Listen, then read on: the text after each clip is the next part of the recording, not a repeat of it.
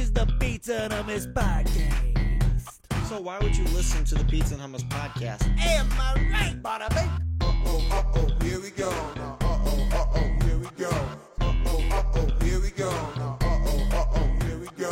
I laughed way too hard again. That's the worst thing ever. And welcome back to the Pizza and Hummus Podcast. Bow, wow, wow.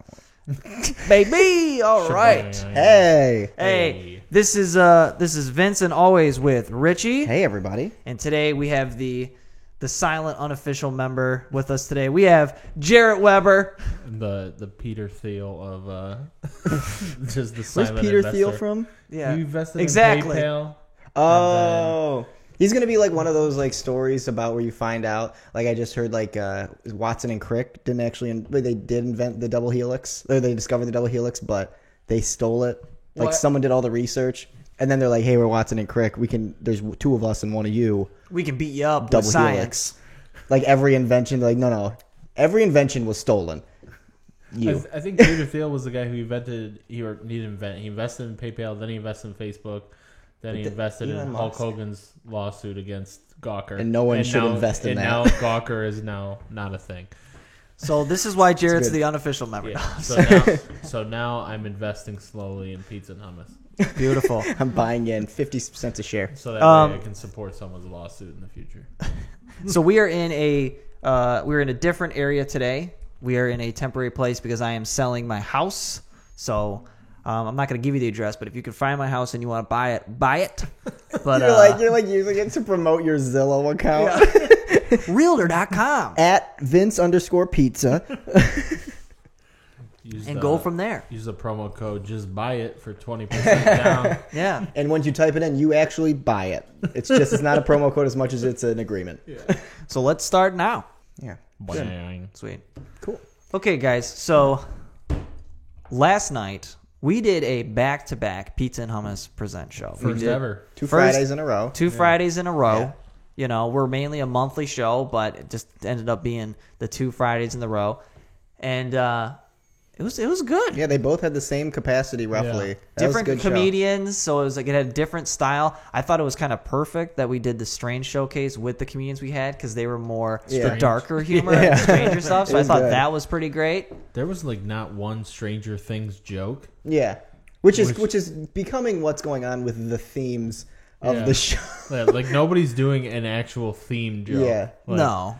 The only part of the theme is just the intro music, Yeah, which is and great. the banner because the banner goes, oh, it makes the show look awesome. Looks nice because it is. Yeah, It would have been cool if we could have sacrificed a comedian to the Upside Down. Like, oh, this Is that from Get Out? No, that's the Sunken Place. Sunken Place. Stranger Thing is Upside Down. Ah, okay. If we would have had a Demogorgon just rush the stage, I think Richie take should Matthew have. Zerilli to the Upside Down. He's our Barb.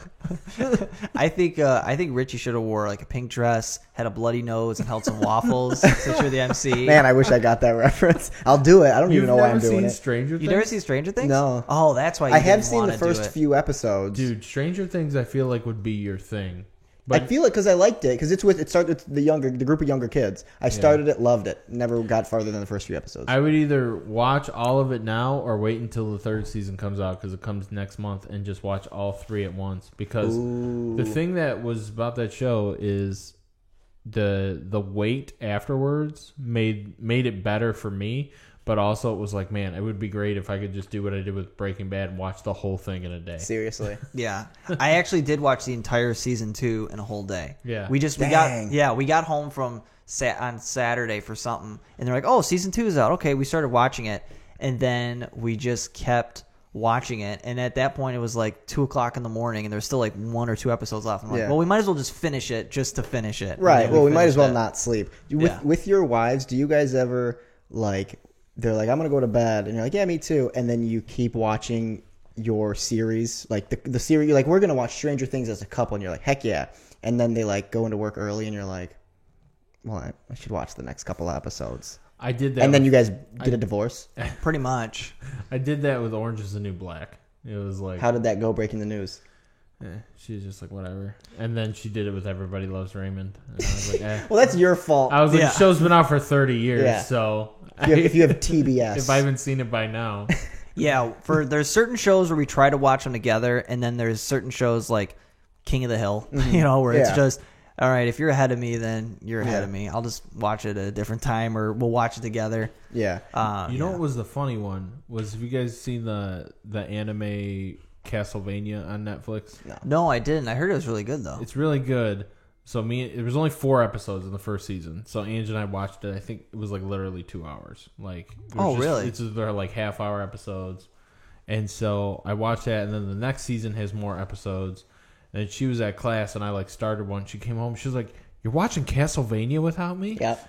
And I was like, "You like this bloody That's not what it looks like. vampire anime?" I was like, "All right, I guess I won't watch Castlevania without you." Didn't know this was like your jam. Didn't think you were into Star Trek. I'm sorry. I thought I did that with Breaking Bad, and I broke the news, and they're like, well, you know, you're gonna watch all the episodes the second time. I go, that's what I was hoping, and I did. And 4 run through Breaking Bad is still good. I've seen Breaking Bad 3 times the entire way through because I was just like, I could watch everything new on Netflix or Breaking Bad. Yep. Yeah. And this is now really outdated, but I was really bummed with Game of Thrones because I thought it was going to be a Breaking Bad-esque Yeah. thing where you watch it, you get to the ending, and you're like, wow, I feel satisfied. Yeah. And then you go back to it every once in a while. Nope. Big commitment, and it was so good for all the way up till 8. all the way up until the 8th season. Every season was like a movie. It was a huge world. It was amazing. So many characters, so many just different archetypes and what's going to happen and how are they going to tie everything together. Yeah. And then the end, they're like, oh, we're just not going to tie things together. We're just going to smash it and deal with it. They're gonna glue it together. We're going to glue it together. We already got your money. I feel like they Why had try? they had to have run out of source material. Like, there's Oh, yeah. there's no way that you didn't just do this way. Like, you had to, like, you didn't know the ending. Like, Yeah. either George R. R. Martin didn't give you the ending or you didn't care to figure it Well, out. when was the? Because disclaimer, I've seen episode 1 3 times, and that's it. And that's the the worst episode. episode. It's so bad. Yeah. Well, yeah, I haven't gotten past it. Yeah. But is the first, like, the first couple of books were written a while ago? Or is it they're all recent? 90s. The 90s. Well, then the that's- last one came out in 2011. They thought the 6th one was going to come out in 2014. It's 2019. Yeah. Nothing. Well, I feel like that's what it is. He's like these. They're so good because I feel they're based on books and they have all the time put in them. And they're like, hey, we want an 8th season. He's like, I can read you my sticky notes and you can see if that's good. I don't know. I mean, I guess the one thing is I see it both ways because, like, there's a lot of people are like, he just needs to finish a book, and there's other people like, just leave him alone, let him take his time. And I'm like, all right, at this point, you've got the attention of the world. Mm-hmm. Like, you're basically the Harry Potter now, so you have. I'm the Harry Potter now. You have to do this for society now. Like, You it's have to a- the you have a point where duty. you have a social contract now. Yeah. You cannot break that with us, George R. R. Martin. You literally you write on your DOS computer. That might be the problem. Maybe the DOS is crashing. Did someone break his typewriter? That's probably it. Yeah. Someone lit his feather pen on fire. Yeah, He's he- like, I don't know how to write He anymore. literally uses DOS. Really? Because Yeah, he said that the whatchamacallit, the names of the characters, like, they always like autocorrect. So he has to write on like DOS, so that way it's like. I thought you were gonna say it autocorrects to something made up, and that's how he comes up with such stupid names. I just feel bad for his editor because his editor's got to be like, what is this name? He goes, I heard of it being in PDF, but I don't know how to convert this to. Does Adobe? How do you do this? How do you get this on a? I gotta take a text file to InDesign. He just looks like he's writing code the whole time. He's like, I'm breaking into the Pentagon. He's actually Denarius. a part of the Matrix. You know how you guys are always trying to talk me into getting Xbox. Xbox, right? Yeah. I almost bought one for you. Not yeah. We almost got you. I don't one for know your what birthday. stopped you. This is all right. Anyway, I feel like I'm missing out on a lot of good like practicing for bits. Is like you just because I forgot about that I mean, aspect. You're that's just all it sitting is. there trying to make because this is all I would do. Just try to make strangers laugh. That's practice. Now I have to wait till I like have to go somewhere more than 10 minutes away before I can practice bits. You know what I mean? Yeah. Because I do it on my drive. What's good is that you live downtown now. Yeah. So you and especially in the summer, you can kind of go out and you're going to probably see all sorts of characters that you can kind of work around with. Yeah. When we play, or at least when I play with Jarrett, We're in the party chat. we're usually in the party chat. It's just us talking. We're ranting Yeah. and doing whatever. I know sometimes, Jarrett, you'll talk to strangers to get that to win those competitive games. Yeah. Totally ignoring your parents' advice. Yeah. Talking to strangers. Dude, people are so mean on Xbox now. Yeah. I I had Well, an you X. know- No, what do you mean now? You remember Call of Duty Modern Warfare where you could hear the other team? Mm-hmm. Wow. Only when you got so close to them, like you killed them, and it was always just like, yeah! And then it faded away. Yeah, but you could hear the other team in the lobby. They should bring that back. You should just They had be that in able- Halo, too. You should just be able to destroy the other team verbally. Yeah. Oh, man, yeah. You 1v1 me after this, I swear. Swords on Valhalla. Now I feel like, though, if we actually got you the system, the next day they would announce the next new system. Of course they would. That's me. Yes. You remember when I bought a Nintendo Wii U? Yeah. I killed that system because I bought it. Well, we got all of it at like the same time. Yeah, that's true. Well, we got played really bad because Yeah. the system was doing horrible, and I was like, "Who would buy this?" Then they finally released Smash. We all had inner nostalgia of, "Oh my gosh, we got to get this for Smash and be best friends forever." Right. And then we did that, and then the system couldn't do anything else. Right. Yeah. Well, And then they came out with the Switch, and you're like, "Oh, the so they're warning not even trying." The warning sign should have been, "This system is 32 gigabytes." Yeah. That Yeah. should have been the Your warning phone has sign. more memory. Yeah, if than I can this. get a 256 gig iPhone, I'll just stick to Temple Run. And Xbox is like, yeah, we thought about it for 6 minutes and we put a terabyte in here. yeah. Like, it's a computer. You're building computers. We looked at Bill Gates and he's like 1, and they're like 1 gigabyte, and he's like terabyte. Mega terabyte. I just invented it. Yeah, MTB. Isn't there's like stuff like beyond terabytes and Yeah. it goes all this up, but I'm After too that, dumb to Gates do is like, anything you can about upload your consciousness onto this if you Yeah. wanted to. I honestly can't wait for the video game like system where it's just a big syringe on a cord and you just plug it in. No, if you've seen And Black then you're a Mirror, battery. you're double or triple A. No, Black Mirror, you have the little thing that you just place right here, and it's like, yeah, we're gonna go into your brain, and everyone's like, yeah, I'll buy that. They're like, "Oh, that sounds good." And then Bill Burr has an aneurysm and writes 2 hours of new material on it. I can't wait for, because you guys remember Google Glass, right? Yeah. Yeah, what happened to that? Yeah, I don't Engage, I don't same think it thing. worked because I think every time they've tried to do it with glasses, it like messes with your eye. I'm waiting for them to be like, all right, you know what? Let's just do contacts, and then you throw that in there, and then this moment you start crying, your brain catches on fire. And it just makes it worse. Like they're never gonna perfect this technology. No. That's my hot I take. think we've all learned AI And- won't work. AI in your eye. All right, Wii U. podcast over. Murdered. Here's my thing too is, especially with the virtual reality stuff, no one wants to move. Like, I don't want to move. No. I want to sit on my couch and I get a little controller and then I want to experience, like, yeah, you want to be experienced like you're part of the game, but I don't want to be swinging stuff around hoping that I don't hit a child or hit Right. a piece of furniture or trip or something. Like, I don't want to move. That was the thing with the Wii. Everyone's like, "Oh, the Wii's great. Yeah. It's great for families." But it turned into like equivalent to like, "Hey guys, I brought a board game of life over. Who wants to play?" Because everyone that actually wants to play video games, they just want to relax, Right. I want to be able to and have a controller. And Can you just, imagine after like an 8-10 hour day at work, you come home, be like, what are you going to do, honey? You going to go out with the boys? I'm going to stay in, play the new virtual reality, go on a quest, and just walk for hours. A quest. That's what I do. imagine- Virtual construction working. You imagine playing Skyrim virtual reality? You have to cover such a large Yeah. map. Like Red Dead, you have to actually... How am I going to put the virtual reality on the horse in my living room? Meanwhile, we solved obesity. Pokemon Go started the trend, and Skyrim true. virtual reality was like walk. the second it got cold, Pokemon Go was like, "Nope." This is the summer sport. More like Pokemon stay inside. Am I right, fellas? What's the deal with peanuts? Then think about it. Most people that play video games are let's just say a big chunk. Yeah. I think it's pretty safe to say they're not the most active of people. Okay, Right. most people that are athletic are doing athletic things. They're riding their bikes. They're Yeah. fighting Yeah. crime. Usual stuff.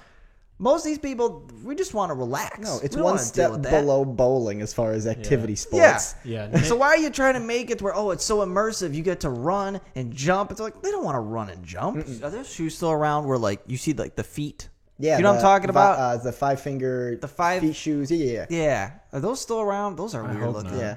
I mean, I haven't seen them in a while. Their trend definitely it's gone. It's but, interesting because as like a society, we'll invent something that's a universal good, right? We're like, all right, shoes. hummus. We're like, shoes. We need those. One size fits all. Mm-hmm. We know how to perfect the technology. And then we're like, what if we could like get things between our toes? Right. What if we could while make we shoes had shoes on? Not shoes. What if we could ruin this idea? That's what we do. What if we could put holes in the shoes and make them out of rubber? I like how they're like, do you want shoes? And then there's a group population. We're like, we don't want shoes, and they go, good. We made shoes for people who don't want shoes. In reality, those people could just take off their shoes. You could just not wear shoes if you want to not Yeah, wear shoes. you don't have to buy $80. They're toe $80. shoes. Yeah, When it's summertime, I love being barefoot. Yeah. in the grass, and you just kind of do this with your toes. Oh yeah, I even like because I'm a little bit of weird. I like to even go like on like rocks or like hard concrete and stuff because I'm like, I'm building callus on my feet. I feel like I'm doing something positive. You walking on rocks, you're like, that's such. I'm getting That's so such- strong. That's such first world problems. Of you're just like, you know what I like to do for fun? Walk on rocks. Feels like I'm living. It's my personality that separates me from the rest of the pack. I guess I just think differently is all. I don't know. I beat to my own drum. Gosh, I hate myself. But no, but like when I was a kid though, I'd run around barefoot. And my dad would be like, "What are you doing? Put some shoes on. Yeah, you're gonna get tetanus. You're gonna get the tetanus." But I'd walk on rocks, see like how long I can make it, because I'm a weird, So funny you guys mentioned. So now when I do tetanus. that, I think of myself as like when I was a kid. That's so great. You guys mentioned tetanus. So, I was working with my dad. We're tearing apart a deck. He's like, "You gotta wear boots," and I'm like, "Nah, these etnies will be fine." We're cleaning up, literally right about to leave for the day. I step on a nail. I see it go through the top of the etnies. I'm like, should have wore boots. And then after I unclamp it, my dad's like, "Stepped on the nail, didn't you?" I'm like, "Yep." And he's like, "Gotta go to the emergency room." I'm like, A "Yep." nail went through your foot? Well, through my toe. I actually, when I was working on my house, when we first got it, I was working around the yard, and that's what happened to me. I stepped on a nail, and I was like, I don't think I've ever got a tetanus shot. But I just went to, like, Kroger, like the CVS section. And they're like, oh, yeah, here's a tetanus shot. Okay. They'll give it to you there. The minute Yeah. clinic. Damn. Yeah. I know they had other Yeah, it was quick. inoculations. We didn't 'Cause- go to the actual emergency room. We just went to the urgent care, and they were like, but I didn't know you could get it like CVS now. Yeah. That is some. Oh, I don't know about CVS specifically, but yeah, but like the High-class the shit. Kroger pharmacy. I went there. I'm like, I think I need a tetanus shot, and they're like, oh yeah, like do you remember the last time you got one? I was like, nope. And they're like, okay, let's get you one. Yeah. I went to the urgent care like 2 weeks ago, because I was sick for like 2 weeks, which usually it's gone in like a day and a half. I don't know. Yeah. That's just my MO. 2 weeks and it's still there. So I was like, I should go to the urgent care, see if they can just pump me full of antibiotics and just kill everything in me. And so I go to the urgent care and I go, hey, I'm thinking I want to see if I have strep or if I need antibiotics or something. And the person at the front desk, she's like, there's no one here. I go, what? She goes, none of the nurses are here. I go, are you a nurse? And she's like, no. I go, what do I do? She goes, there's another urgent care. I go, where? Then I left. Why are you open? There's just nothing there. It's just a bunch. And then I listened, but I waited till I left. I waited a little bit. The person behind me goes up, and they're like, hey, I have blah, blah, blah. My foot's gone. They're like, oh, we don't have any nurses here. And he's like, what do I do? It's like, she's just there to liaison you somewhere else. She's just like, I don't know. it was what to nice do. knowing you. I don't know why I'm here.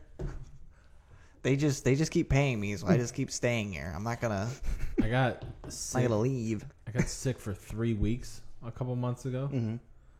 because like I got sick for like a week, like multiple times in like the the winter, and my doctor kept telling me, you just gotta wait out, and he went like he stopped, like he was like, can't get any more medicine. I was like, all right. So I waited 3 weeks for a cold to pass. That's agony. It was an eternity. Yeah, because every morning you're like, oh, Yeah. do I Still kill my there. liver or do I hate my life? Yeah, but comedy. Comedy comes in threes. There's three of So- us. So yeah, last night's show was really good. We've been on kind of a hot streak lately with all the talent we've been bringing in. Mm-hmm. There's been so many good comedians from the area that have been coming in. Yeah, it really has been. Like, I'm just like, it's hard because when I was emceeing last night, I had to keep, because I want to obviously think of potentially something in the middle to comment on the last person's bit, right? But like, I had to keep remembering to do that or write something down because I was just like, I just want to be here. Yeah. I just want to enjoy the show. This is nice. I had the same thing when Yeah. I was emceeing. So sometimes I would just go up there and just go completely blank because I'm just trying to enjoy the show. Because they're great. Yeah, Yeah. and they're doing really good. The one thing I'm really appreciative about is our fan base for Yeah. those shows, because I thought after maybe the first 2 shows or whatever, people go, okay, we get it. Enjoy And your hobby. Enjoy your hobby, Yeah. and they go off and do their own thing. But we've had we've had so many regulars coming in all the time, as well as getting new people. Like, we want new people. That's the goal, is you want to get as many new people as possible. But it's just good to see so many familiar faces, in that they still want to keep coming. They still think it's great. Right. They still think it's funny, and they're motivated to go, especially since, like I said, they've seen the shows before. They think, oh, we get it. And we try to do different stuff. We have different comedians. Sometimes we'll do specialty shows, but it's just good to see that it's not just like a one trick pony or like a Yeah. fluke thing, but that actually people like look forward to that. Which is Yeah. cool because it also, I feel like it pressures, you guys give me a hard time about like doing the same material, but I feel like it pressures me to write new stuff because I feel bad if Yeah. Stacy has to see me do snakes another time. You know what I mean? Like, I Absolutely. want to make sure. Sometimes I'll do math and I'll be like, well, I haven't done karaoke in a while. I'll do that joke, but then I'll try something new. So it's a good motivator, or pressure. Pressure is probably a better word. Yeah. I mean, it makes sense to start off with something that you might have done before, because you really want to get that audience 100%. kind of hooked I forget into that. you. Yeah. And then, if you do that, then you do your new stuff. So it makes sense. Yeah. It makes sense. And your new stuff was great. I mean, Yeah. I think the big thing is that I don't know, for some reason I always have it in my mind where you were talking in another episode, I think it was with the Bryans, where you were saying that, you did a set and it didn't really go well, and you were telling your mom like, oh, this set didn't really go well, and your mom's like, well, why don't you do different material? And you were like, I don't have different material. And I think, even just off of the podcast, you're usually doing a ton of jokes on here. You have the potential where you can make more material, and then you just have more in your arsenal. And Right. it's just better. Yeah. I mean, you could have stuff that's really well refined and great, and that's great, especially for like comedy competitions, Showcase and, other people showcase things other like people that. Yeah. showcases your first impressions. Like, I know this stuff works, so let's stick with that. But I mean, especially for our show, our audience, like, they're very forgiving. Yeah. I think when it comes to our stuff, and I mean, I'm always trying to do different stuff because I feel the same way. Or if I'm doing the same stuff, I feel like someone got gypped. Yeah. Like, they're like, oh well, because a big part of comedy, at least for me, is the surprise. Yeah. It's the not knowing. That's the whole Yeah. beauty That's of the the whole point of punchline. it, Is yeah. not knowing like where's it gonna end, and then it surprises you and you laugh. So if you already know where it's going, then it's kind of now. I say that, and then I'll watch like a Tom Segura stand-up special and be dying, even though I know every joke 3 times. Yeah. But you're just reliving it. But at the same time, I think for us, it's like let's give them new stuff every once in a while. Let's give them Yeah. something to look forward to. yeah. Yeah. And it's only going to improve your writing because like, okay, these type of words, we were talking about it with my bit about like bazookas and stuff. There It's are like, punchline words. you start which is kind of hilarious. figuring out you're writing like, okay, this is perfected, and then when you for the next stuff, you know how to write better than when you were writing that bit. Because now you have a better idea of how audience reacts, how timing works. Yeah. So that kind of helps too. It's interesting. I think a thing that can only come from like doing it over and over again is like I can write something and I have a pretty good idea that it'll get some chuckle. It might just be inherently not funny, and that's fine. But there's a better chance of like something where it's the rule of 3 or an obvious misdirection. Those are very likely to get a laugh, right? But then there's other material. Maybe we'll just use the same example, the word bazooka, Yeah. for whatever it is. That'd be like, I don't know why that got a laugh, and I feel like that part of comedy comes from doing it more and more and more, and being like, oh, there's other things besides what the rules are that can still get laughs that you can't like. Does that make sense? Like the rule of 3 works, and the third one is a misdirection. And then the general misdirections work, and then there's like, why did this word work? It wasn't a misdirection. It was still with the tempo of the whole story. Yeah. That part is what's interesting to me. And Sometimes the blatantly obvious works too. Mm-hmm. Like, repeating Yeah. the same thing. Yeah, Just yeah. this is obvious. and the I mean, like your new bit you're Yeah. talking about with your computer getting a virus and stuff when you were a kid. That was amazing, and, Yeah. and I don't know if did you ever do that bit before? Is that your first No, time doing first it? time doing it. First time doing it. But since you have an idea of how the rhythm works on stage and how the writing works, like if you would have did that when you first started doing stand up, Yeah. it probably wouldn't have went as well as now. Yeah. So now imagine what your next bit's gonna be. The bits that you think like this is my gold. The goal is one day you're gonna go, that stuff sucks. Yeah. This is my gold. Yeah. And then later on you're like, that stuff sucks. This is my gold. I mean, I'm always trying to like when someone goes, oh, this bit's so great. I go, thanks. I'm always trying to beat that bit now. And then Jared just has to stop writing and just do crowd you work just need forever. you just need to 'cause stop that's- writing. That's the You shitty part. kill every time you do crowd work. It's so great. I always get so conflicted because obviously the greatest hits, the Dogs, the Fast and the Furious. The greatest hits. Yeah. I've rewrote those bits, several times to get them to where they are. And then it's like, oh, if I just do 10 minutes of crowd work, the bits that I've actually wrote are not going to get any laughs at all after that. So, that's just where I get internally conflicted. It's like, oh, do I just go up there and have Richie yell, do snakes, and then We didn't rehearse that. Did you even talk about snakes? Oh, because the bite. I had Yeah. that joke in my head, but then when you said snakes, I was like, oh, I actually have a snake thing. And I don't know. It's just this weird thing because I just had a week where it was like, oh, I can't focus on comedy at all. And so then the show was around and I'm like, okay, well, I guess I'll just go up there and just, I mean, you were like a natural up there. Say whatever. I mean, you were just. I mean, people were going nuts yeah. because you would be like, "All right, you boom, boom, boom." Yeah. I love too when you did the one like this is what is called killing it or Yeah. whatever. the being overly cocky was funny. That worked. Yeah. That was great. And you did it for 3 jokes in a row. That one went pretty great. There was one you did. This was back for Tom's show for I think it was the T-Bar comedy where Yeah. you would every once in a while the punchline was kind of you would take out a piece of paper like, okay, that joke worked, check or X on that one, if Yeah. no one laughed, and then people would laugh harder. Yeah. You know? Dion Cole in his He's got that one. he's got that. Yeah. It's one of my favorites, but it's also it's A, funny, and B, such a good psychology lesson of he pulls it out. He goes, all right, I wrote some jokes, and if they don't go well, I'm never going to see you again. And then he keeps the thing of he's not at the end of every joke how was that? He's like, okay, that didn't work. It's just this is just job to him, and he just crosses it off. No, I agree with the audience. We're on the same side. That was bad. And he circles. He's like, oh, I didn't know that was going to go well. It's Yeah. such a funny. But the way to thing do too is it. that if certain people do that, it's because there are some people like, oh, I don't care. I'm just gonna do my notes up here, and it's like, okay, There's a way to if do you it don't wrong. care. If you don't care, then why should I care?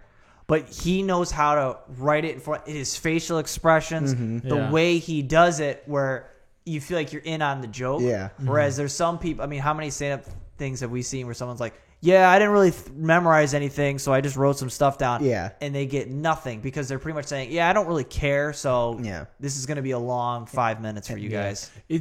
It's weird because there's a fine line between not caring. There's not caring to where it's funny, and there's not caring to where it sucks the air out of the room. Right. Yeah. So if you have the attitude of okay, I can really work this crowd and not care, and boom, just be cocky, whatever. And then if you have the one where it's so my buddy Fred wears Crocs, isn't that stupid? That kind of just you either have the on the fly stuff or you just don't. Yeah. And I've seen it way more times of the just don't. I Yeah. feel where Yeah. people are it's either their first couple times or something, and they just decided not to memorize anything. Before you get into really doing crowd work, my thing is to really just focus on getting structure of a set down and actually having real jokes, and then writing in parts where you can do crowd work in those jokes. For dogs, for me, I say, does anybody have a dog in here? And that leaves room for you to trail off. And that's where I can riff. Yeah. If you write in your set, okay, I can riff here, I can riff there. then you know, like, structure-wise, all right, I'm good. Yeah. But you if- have some safety net Yeah. type of stuff where you could still keep the conversation going, but you also have some room to play too. Yeah. Yeah. That's something I have to work on that I just recently started to actively work on is being open to being not open, but ready to respond, because it's like I have my material and I go, got it. And I've worked so hard to make my written material sound not rehearsed, but I didn't leave room to respond. So it's like a weird, like if someone says something either that's some form of heckling or it's a response to something I said, or they respond to something I say that I didn't plan, leaving room and just being like, okay, get out of memorization character and then just like a human or like yourself respond to Yeah. that, because then that'll be funny. Yeah. I mean, well, the other thing too is that our audiences, for the most part, are really good. Yeah, we've without only had one. one heckler issue where they one thought, time. okay, if this is a comedy show, then that means we can be funny too. And it's Yeah. like, Yeah. but you're not though. Yeah, it's not good.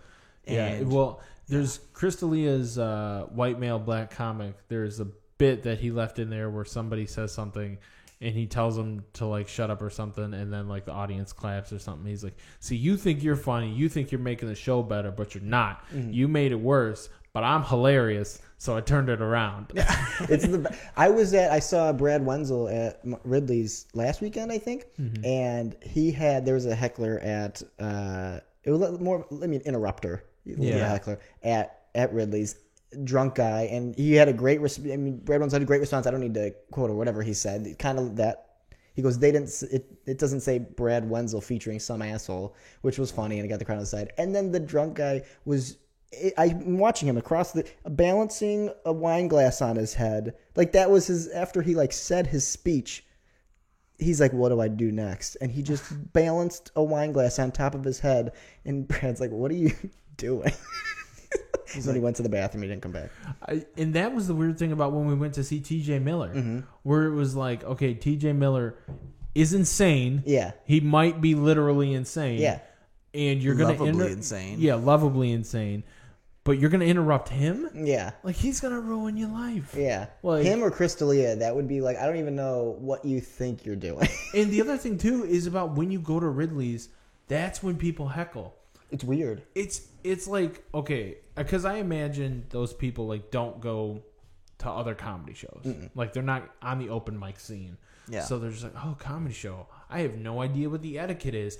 I guess since I talk during movies, I can talk during this. And, like, then they're like, oh, I paid $45 to see this comedian? He wants to know my thoughts. Yeah. Like, what? You're at the There's a most lot of professional responses. comedy club in the state. When I went to their open mic the other night, they had a guy responded to me and like tried to finish the joke, and I was just like, "What are you?" And then he sees me up show. I had to give it to you. I had to give you're being a great sport. I was like, I hate you so much. I would have ruined that guy. Yeah. I don't know. What did he say to you? It was like it would give away the bit, but I was doing the drive-through and the Diet Coke bit, and he was like, it was more, I was able to play off it, and it went fine, but it was just like he said a second thing after that I just, okay, I'm done responding to information now, and then he was just like adding to the joke, so it was just like, I don't know, I can't remember. Yeah. I don't know. It's just goofy because at the same time, I think even it may have been with your hecklers. There's even like the guy would heckle and then he would encourage his like wife and whatever, and he'd be like, come on, it's funny, it's fun, come on, it's fun. Yeah, you smell. Come on, they want you to do that. It's like, no. There's always, they feel like unless it's a bachelorette party, heckling like comes in singles. It's always one person's idea. It's never like a group of people who's like, you know what we're gonna do. It's always a guy like, I didn't get enough attention earlier on in my life, and this is how I'm gonna do it. Yeah. It's never a group effort unless it's an entire group who's gonna get married. It's always like one 40-year-old guy like, can you fill the void my father left? Yeah. Like, I feel like that's why dads sneeze so loud, is because they don't get attention any other time of the day. And they're like, we can't eat, we never pick my movie, we never do anything I want to do. Here comes the loudest thing you've ever heard in your whole life. I'm gonna go mow the lawn again. looks up at the light and he's like, this is my moment. Dabs.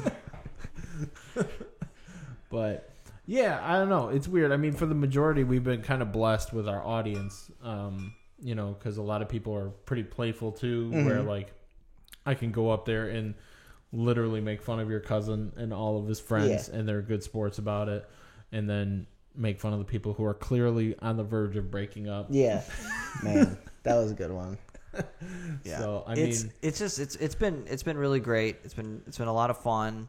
I think our stand up is definitely I think it's gotten a lot better. I think it's gotten a lot better. I feel like we've been doing more shows, and when you doing it seems it's a dumb thing to say, but like when you do shows with a crowd, with a good crowd, you're not just kind of performing at like some restaurant and the people are like, we're just trying to eat here, but you're actually people that are like, oh, this is a comedy show, go, then you're getting real feedback on are these jokes working, are these jokes not working. It's a blessing. I don't mean to interrupt, I'm sorry. It's a blessing for that, to get the crowd, because like at least for me, like still being fairly new, like 2+ years into it, when I'm doing more open mics and it's maybe just doing it to comedians, and I don't make comedians, it ends up being I either make these comedians laugh who are seasoned, which is very hard to me, and if I don't, I get discouraged. And I've thrown out a lot of bits that I'm trying to find again, because the first time it went to 6 comedians,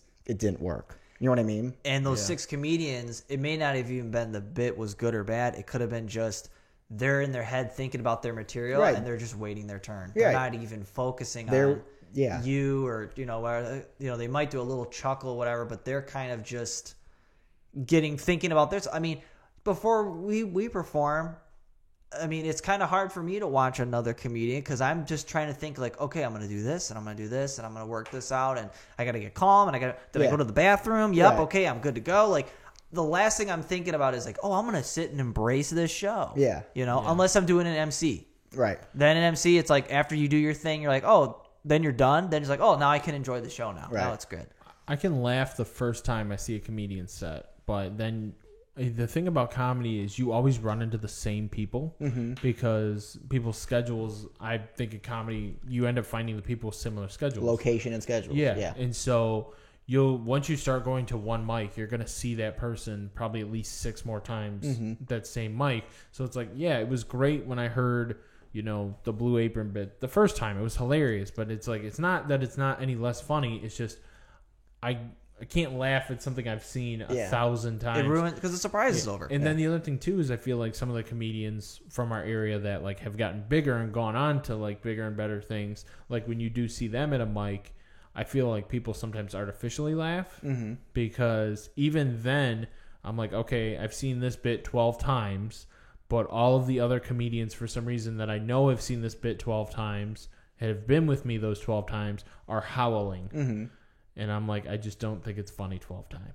There are, though. It is funny to see. Sometimes, I don't know if this is on the same note as that, of there's certain comedians and I just like really like this bit. And so, like I messaged, I'm not going to say it, never mind, because it's his joke. But I'll message me, hey, I really like this joke. And like, I don't know if if I want to see the joke again or if I want to see, because I'm such a fan of the joke, it's like, I'm on the same team as this joke. I want to see how it does with this crowd now. Yeah. And so that might add to it as well, of seeing like, oh, this works here, this works here. I just want to see it again because I'm a fan of this joke, even though I know I could finish it, you know? Yeah.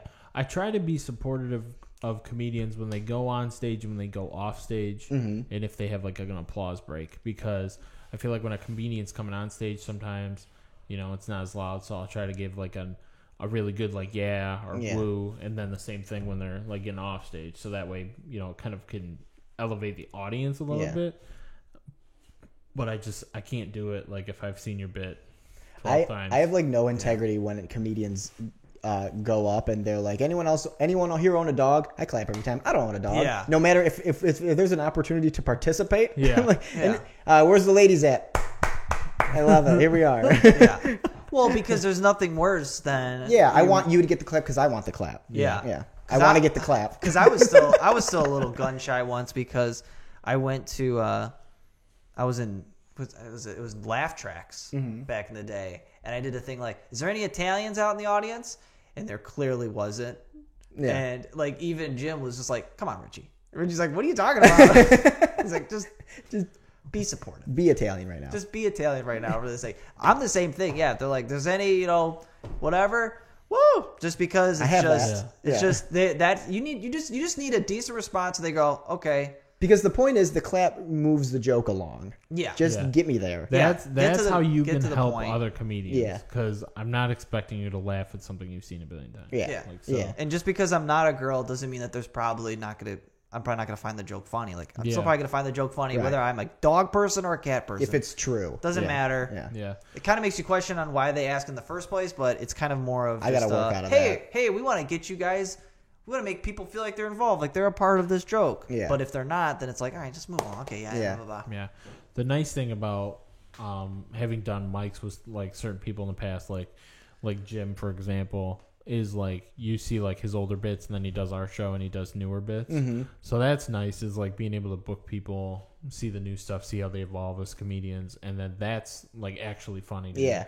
And I've never seen I never saw Brian or Matt Zerilli do stand up before. Duchler? Duchler. Duchler. I keep saying that wrong. Yeah. Both Sorry. Brian's? I've seen Brian Harrison do stand up Okay. before, but not the The Duchler. Duchler. Yeah. Yeah. Everybody's gonna know his name, but It's like, this episode is sponsored by Duchler. Well, for me, I didn't know. They were on our podcast, and we just knew they were comedians, but I didn't actually see their material. So when they actually did our shows, I was kind of looking forward, like, all right, let's see, what these guys can do. And all three of them, I mean, they just did great. yeah. I'm like, Yeah. oh, this is awesome.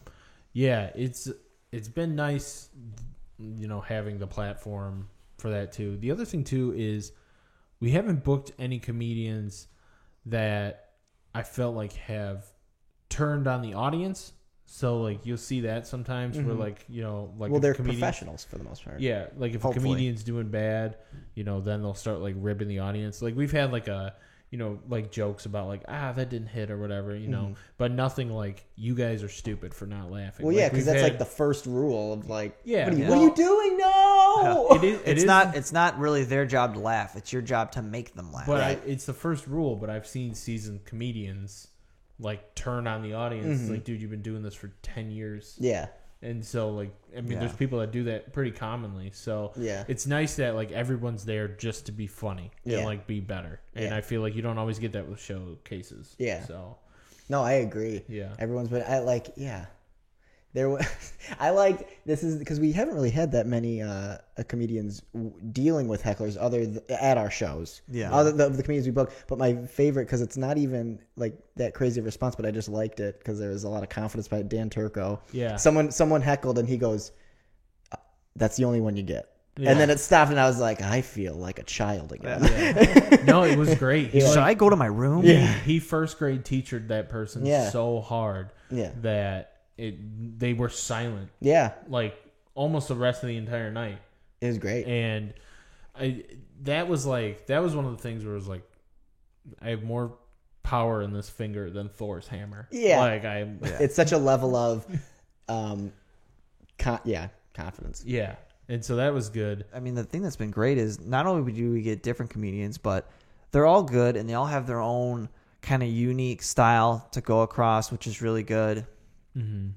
And I mean, I think us three, we each have unique styles on how we approach comedy. Mm-hmm. And it's just good, I mean, if you had everyone that was exactly like insert comedian here, it just starts to get boring. And Yeah, I mean, when I look at your style over the, since November, I have to say, like, I think you've definitely grown the most because, like, your bits and stuff have become, like, so fleshed out, and I can see you finding, like, your niche with, like, the more relatable, like, family stories and stuff, and you've got, like, 2 or 3 bits that I've just been like, wow, these are each, like, 10 minutes that if you put these together... It's 10 minutes of material each, and it's like laughs throughout. And they could be together as like a practice half hour and like really get flushed out. And I'm like, wow, that's really incredible to put in that timeline. Obviously it takes, like a year or something to flush it out completely, but like seeing that and seeing like, oh, you could like throw this stuff in like festivals and other stuff like that is really cool to see. what's been really nice too is, and I think I had to do a bunch of different types of material to get to kind of even where I'm at right now, but it's been kind of nice because I get off the stage and I feel like I was honest with myself, which is kind of a big deal because when I'm not honest, if a joke doesn't work, I feel like I wasted my time. You feel dirty. I feel dirty. Yeah. If I'm honest to myself and maybe the joke doesn't work, then I'm more forgiving. I'm like, Right. well, I can fix it up wherever. And when I'm not honest with myself and the joke kills, I feel like, oh, well, can I replicate that again? I don't know if I could do that. Whereas if I feel like I'm being honest with myself and the joke kills, then I'm like, oh, I could do this all day, baby. Yeah. Like I got plenty if you like that. So that's been really good. But kind of going back to what I was talking about with your new bit, if you would have did it when you were first doing stand-up, I was trying to do this type of material when I was first doing stand-up, but I didn't know how to write. So when I would write, I would talk about like my dad or my uncle or whatever. I'd have these characters and nobody knew who they were, so they had no idea. You weren't bringing the audience in. I didn't bring them in enough to where it was relatable. I'd be like, yeah, and this happened. Can you believe that? And it would be crickets. They're like, yeah, probably I could believe it. Yeah, because they're like, well, I don't know what you're talking about. I didn't give enough information. And if you give too much information, then you're not getting to the comedy, to the jokes, to the punchline. So I've been really just trying to work on that balance of how do I make sure that you have an understanding of who these people are and how their story affects the my play. life. Yeah. That's the play. Because before I'd be like, yeah, my uncle did this. Isn't that crazy?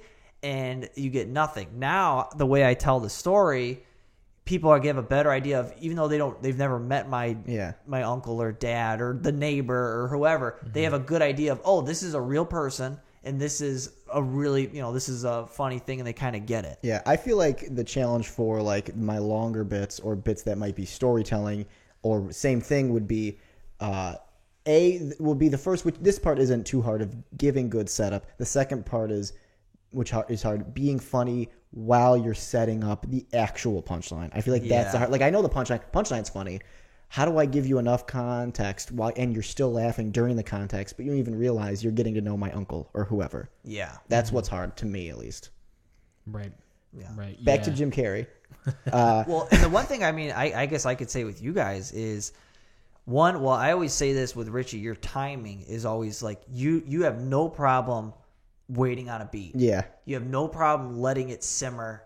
I feel like I always have a problem with that where I'm just like, the joke, they laugh, and I go, okay, gotta do the next joke. And the next thing I know, like my 15-minute set is like an 8-minute, just super fast, crazy thing. Yeah. But you have no problem slowing it down and getting that in there. And then people, like, they laugh, and then it's silent, and then they think about it a little more, and it goes up again. You're getting that 2 for the price of 1 thing. Yeah. But it's been really good. So it's like, man, and then if you just have more different stuff and different surprises, like, that's perfect. And then even just you, when you were doing the crowd work, and I noticed you started sitting and you started doing all this stuff. You're just like, yeah, you're just naturally up there. I'm just up here. You're just up here doing the thing, and people love it. Yeah. Timing's huge because I will be in my house and I'm like, oh shit, this is like 11, 12 minutes. Then I'll check the tape and I'm like, how did I do 7.5? That's what happened last show when I said how much time I had. Yeah. I go, did I feel it was shorter? I looked when I said it. That was supposed to be at 10, maybe 11 minutes. It was at 7.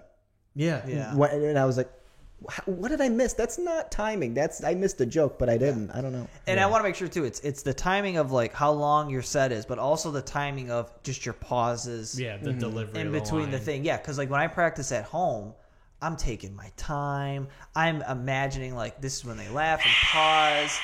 Think you're doing so great. But then you go up there and that's when you get the real like response because you're waiting for that response so you can do the next joke. So if I don't have that response, I go, all right, better do the next joke. Or if I get the response, I go, oh, that's great. Let's keep it going. Yeah. So either way, I'm not letting it sit. Of course, I did feel a lot more comfortable at this last one. When it was going well, I was like, okay. I started kind of like, let's slide this in there. Let's do this in there. So I think you added a really good perspective on up north I thought that was for good. the bit. Yeah. I thought that, and if people want to know what I'm talking about, come out to the next show. come out to the David. next show. I'm Maybe not I'll gonna- do I'm it. not Maybe gonna I won't. ruin We'll it. see. And I think it's just the more you're on stage, the more comfortable you're getting, the more the lines begin to kind of That's a good dissolve Yeah. to where you can have that comfort. I mean, think about it.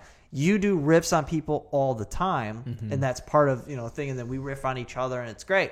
So when you're going up on stage and you just start riffing on people, like you're bringing that Jarrett charm that people Yeah. see off stage. Yeah, and it's so And it's great. But then I get into my stuff, and it's so like robotic, and Yeah. it's like Because you're thinking, well, now I have to write and I Yeah. have to say it this way and I have Yeah. this amount of time and I got to make sure that everyone knows what's going on, you know? yeah. I've been watching a lot of Todd Barry, Chris D'Elia, old Jim Carrey, and Robin Williams, and like that's like my 4 spots right now. With like obviously remembering everything I learned from Bill Burr and every other angry comedian. Yeah. Yeah. That's like I'm trying to like find the perfect balance there, which there's not, but I'm trying to get Your close to it. influences. I'm trying to get close to it. You know, what was a really validating moment is this is a lame story, but I always said Chris D'Elia is Jim Carrey mixed with Dane Cook. Yeah. Yeah. And then on Chris D'Elia's podcast, maybe a month ago, he went on this long. It was with his brother. He went on this long riff of how unbearably amazing Jim Carrey is, and Yeah. I was like, I knew it. Yeah. That's his guy. He Yeah. like the way I don't talk about Jim Carrey like that, and he's like, Yeah. he's so good, it's stupid. Yeah. And it's just like I knew it. Have you guys watched Kidding? Kidding? The No, I haven't. I started dude, off that with the that free trial. show is incredible because it's like Jim Carrey back in like a dramatic role, Mm-hmm. and it's nuts. Like the fact that he can go from literally being just the funniest thing to ever be here, Yeah. and then to like, okay, now I'm gonna be dramatic. Yeah. Like there's just that he crosses that fine line with such ease. Yeah. It's just crazy to me. He had that moment. He's still in it where he delved into the hippy dippy Yeah. everything and art and everything, and yet he's now bringing it back to where he's still that person. Like he's being genuine, but he's still being hilarious. Like he like accepted an award at like one of the big ones, you know, Yeah. Denzel, and everyone is there. And then he spent the whole time talking about how it didn't matter, and it wasn't making fun of it. It wasn't being rude. It was hilarious. Yeah. Of how he identifies with the award, and he's clearly, you know, because Yeah. he's egoless, and he's clearly making fun of it. But it was like he's bringing this new version of himself and still being funny with it, which isn't, you know, spirit people are not funny usually because. Yeah. But it was. I thought it was really cool. Well, that was the thing too with him getting in kind of more of like the, you know, good vibes man type of thing, like the hippie dippy Shadow stuff. realm. Is this shadow realm is maybe that's where, because like creatives, we always need to kind of keep changing and doing new stuff. And the problem is that when you're on the consumer side, the audience side, there's always the first album was great, the new album sucks, or Yeah. or this movie was great, but this new one sucks. It's like it's almost good that it's not the same exact thing. Like, oh, they're trying something different, even if it sucks. Great, they're evolving, they're Yeah. expanding, and doing all that stuff. And I think for Jim Carrey, with the limited knowledge I have of him, is he kind of had to go into like this opposite part of him, where before he was just this super silly, crazy guy, and then he becomes this more retrospective, thinking type of guy. And then I think he's going to come back when he goes back to the crazy, you know, his goofy side, because he will go back to that because that's just part And of it's who he going to is. be funnier. It's than going to be before. better, yeah. Because And He's that's- just exploring all different parts of himself. And that's the thing is people don't understand that you're never going to get 90s early 2000 Jim Carrey back. Nor anything from 90s, early 2000s. Yes. If you want that, go watch Ace Ventura, Dumb and Dumber, Liar of That's Liar. the only place it Go- exists. Go watch them. Yeah. They're on Blu-ray. They have been for years. Like when a new Jim Carrey movie comes out and you go, well, you know, he's really good in The Grinch. Yeah. It's like, yes, he was. That's not even a valid argument. Yeah. Like you're not even comparing that to a movie that came out like 2 years ago. Yeah. Here's the other thing too is like, you know, because there's so much romanticism around 90s and 2000s, probably because a lot of, at least for us millennials, we were kids back then, and we take that innocence and we were more forgiving of movies. Like I remember as a kid when if someone said like a movie was bad, I was like, how can a movie be bad? How could a movie be bad? It's a movie. It wasn't school. Yeah. like yeah, exactly. Like it was a movie. I didn't how does a movie bad? Like you didn't like it, but that doesn't mean it's bad. It's just I don't like My Little Pony movies, but that doesn't mean that they're bad. It's just it's a movie. Yeah.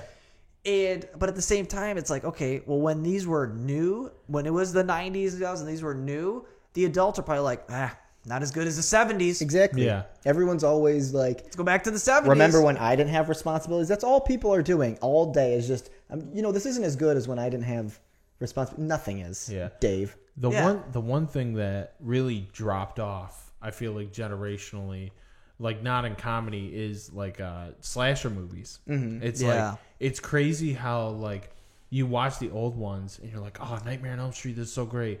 Like Friday the 13th is so great. I'm not a fan of the Halloween franchise. The big three. It all comes I only out. drive Ford and GM, no Chevy. but no. Halloween is the Chevy of movies.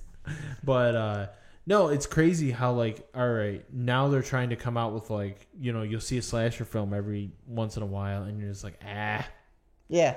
not Jim Carrey 2000. like, No, man, it's Jason. yeah. 2019. Yeah.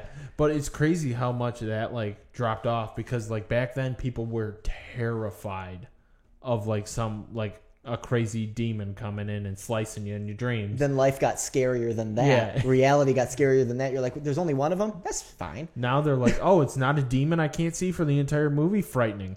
Seriously. Yeah. It's just the unknown. Yeah. We're scared of the unknown. Yeah. Yeah. And that's what comes full circle to Jim Carrey is you're scared of the funny he might bring.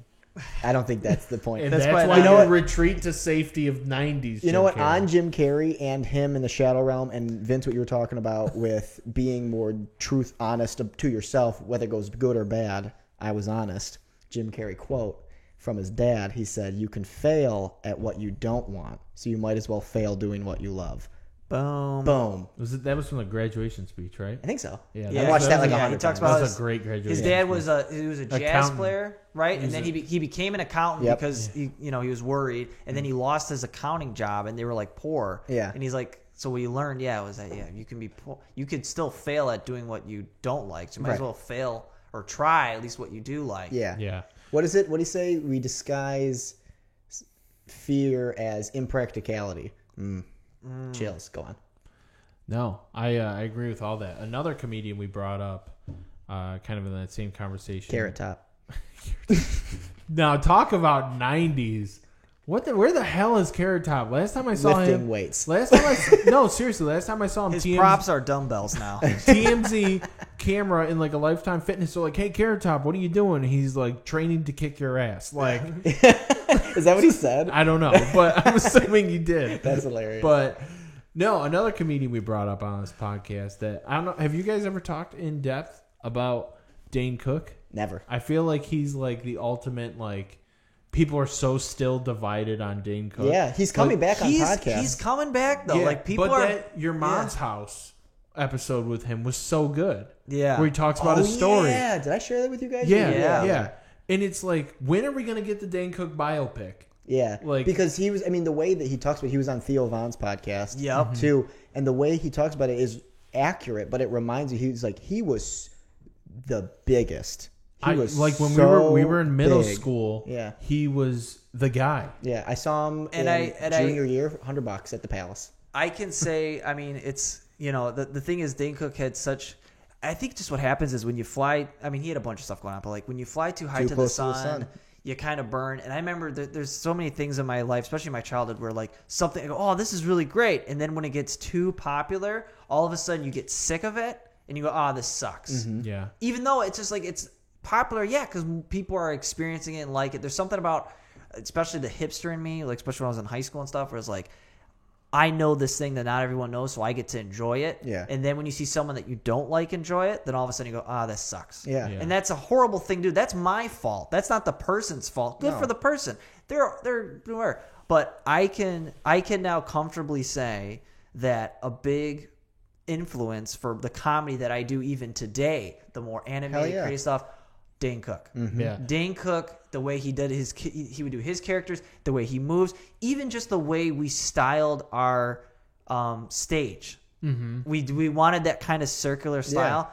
That was because of Vicious Circle. Did he Yeah. say Dane he Cook. improv that, or he riffed a lot of it? I think it might have been in the. But just that idea, and Louis C.K. I mean, Louis C.K.'s done it. A bunch of people have done it, but I can, like, now that I've been really reflective back on, like, what are some things? Dane Cook, his style, They the way he planted it in your approached brain. things. Well, even he Kevin did. Hart's last Yeah. special was Going that back. circle. Yep, stage. Kevin Hart. Yeah. Yeah. And there, you know what? There probably were more before him, but I'm saying growing up, that was the special That was the I hype. saw, That's the goal. Where I was like, that's what I want to do. I want to walk around and I'm telling stories and I'm going crazy and you're doing the Yeah. crazy movements. Like that's what I like. I don't do a lot of crazy movements in real life, folks. But when I'm on stage, I want to be bouncing around. I want to be yelling and screaming and Yeah. going nuts. And he was a big influence on me. That's but I so was in true. such denial Yeah. for years because he turned a thing where it was like, oh, Dane Cook steals jokes, or oh, Dane Cook doesn't do punchlines. He doesn't really write material. He just yells the whole time. Yeah. Yeah. But And then the other thing, I gotta give him credit. Yeah, that's so true. the other thing too Planted is in like my he brain. was, because he did go through that downward spiral in his career, and then he made a controversial joke, and when people don't like you and you do something controversial, Yeah. it just blows up. Yeah. Like We just then- need another reason to validate our hatred for you. but which if is what you're- happened with Louis C.K. recently. Yeah, but if you're a big comedian, like if you're like Louis before the scandal, or Kevin Hart now. or Kevin Hart now, and you say something controversial, and the people are just like, "We're on your side." Yeah. Which is, We're with you. but then again, with Kevin Hart, there's something controversial. Actually, they were on it. Actually, yeah, People were Everyone- mostly on his side That's this true. time because what happens? He It apologized was for his that call years ago. Yeah, it was his call to not and go on. his thing was like, he's like, I'm not going to apologize for something I've apologized for. And then people were like, have you actually apologized? Yeah. And he's like, yes. Yeah, that's And- true. I forgot. Like a lot of people were on his side, and it was he ended up not doing the Yeah. Oscar or whatever. Oscars, But- I don't know. And the other thing to add into that is, the comedians, they're always going to have to push those boundaries and say stuff. But people forget that the intention is to make you laugh. But like they're always doing the boundary, and then they just want to ride the line, and then when they get a little too ambitious and they go over it, then they're like they know likely, or then they have to backtrack, or that's just people forget that their whole job is to ride the line, and if they go over it, okay, the disapproval. I don't want to do that again. Yeah. Yeah. I was disapproved of. Yeah. Part of me too doesn't want to. I keep interrupting Jared. I'm sorry. No, you're good. But just to add into that, every situation is different and nuanced and all that stuff. But I always wonder, like, is apologizing the best thing? Because you're apologizing for trying to do your job and trying to do it better, even when it revolves around getting into uncharted waters. Yeah. I saw Tom Segura last week, and he had a controversial thing that was like not even that big of a deal. And he has a whole bit about how when his 3-year-old comes up to him and goes, I saw something in the corner. And he goes, I just tell him, okay, don't go in that corner, and I kiss you on the forehead. And he said, so for people who don't want to be offended at comedy shows, and you come up to me and you say you don't want to be offended at comedy shows, I'm going to go, don't be offended at comedy shows, and give a kiss on the forehead. And then don't go. But That's perfect. it was so great. Yeah. It was so good. I think that's a good way to end it. Perfect. To kind of wrap this up, let's make sure we talk about our next show for Pizza and Hummus Presents, July 12th. We're still trying to figure out whether it's a specialty show or a showcase, all that good stuff. So make sure you check that out on Pizza and Hummus Presents Facebook, Instagram, all that good stuff. And then we don't really promote too much of the presents on the podcast. We should probably start doing that a little bit more. But Pizza and Hummus presents. But yeah, Pizza and Hummus Presents, July 12th. You can see us live, all three of us doing funny stuff, Yeah. and that's it. Follow the Facebook page. Yeah. Pizza Yeah. and Hummus Everybody presents. keeps asking me, where do I get the latest updates? And I tell them the Facebook page, and they say, great, I'll call Eats and Crafts. Don't call Eats and Crafts. But that is where it is. That's where It it's- is at Eats and Every Crafts. month at Eats and Crafts, 9 Yeah. p.m. Go to Eats and Crafts to watch it. And Don't call them.